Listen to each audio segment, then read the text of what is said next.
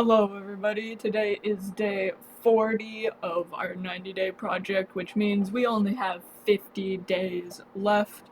Today I did 806 words, so on the lower end, but overall not terrible.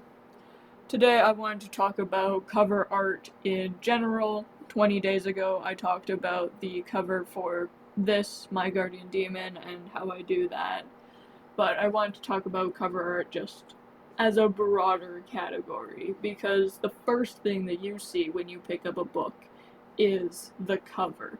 And the cover is basically like your it is your first impression. It is what gives you the feeling of the book. And I feel like having a cover that represents the main point of your book is very important to have, and especially in a series. Specifically in a series, they need to be all the same style. Everybody who has read a book, specifically read a series where one or more of them have a different style of cover art, understands that it just looks weird. So when you're doing a series, you need to have it similar, otherwise people will think when they're picking it up off the shelf they won't realize that it's part of the series unless they read it, which is not great. And then if you look at the Percy Jackson books, they come out with different covers for different editions, which I think is pretty cool. For the original Percy Jackson ones, I have the ones where the spines line up and it's one big picture, and then if you line the covers up, it's another big picture. I also had another series like that where all of the cover arts blended together to make this one big picture. It was called The Prince Warriors, and I just found that so super cool how every single one of the books created this broader picture, because in a series that's what you're writing. You're writing this bigger picture.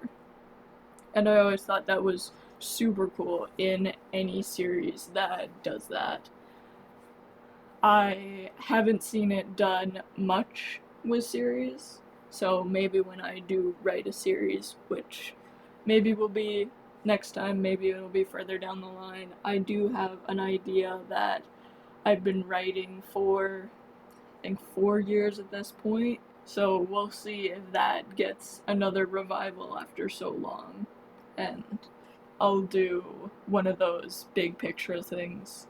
For my style, I do all of my cover art myself, and for most of them, it is this sort of like cartoonish block art sort of thing. It's definitely not like realistic, because I am not a great artist in the slightest. I would not call myself an artist at all. But I think it's really important to know the difference between my skill and creating what would give off the best impression for the book. And it's kind of that like balancing act of finding what is the best that I can do and what will draw readers in to reading it. One of these days I'm hoping to get a actual artist to design one of my book covers, but again, I'm kind of doing this on my own and really penny pinching with as much as possible because I'm saving up for something really important in the next year, I'm hoping. So we'll see how that all works out. But I think cover art is just as important as the rest of the book. It is how readers are going to get a first impression of what your book is about. Because if it doesn't look interesting, then who's going to read the back of it, or who's going to pick it up off the shelf? And that's another reason why you don't want it to be too loud. personally, if I think that there's too much going on in a book cover, like, you're not really getting an idea of the main point of the book.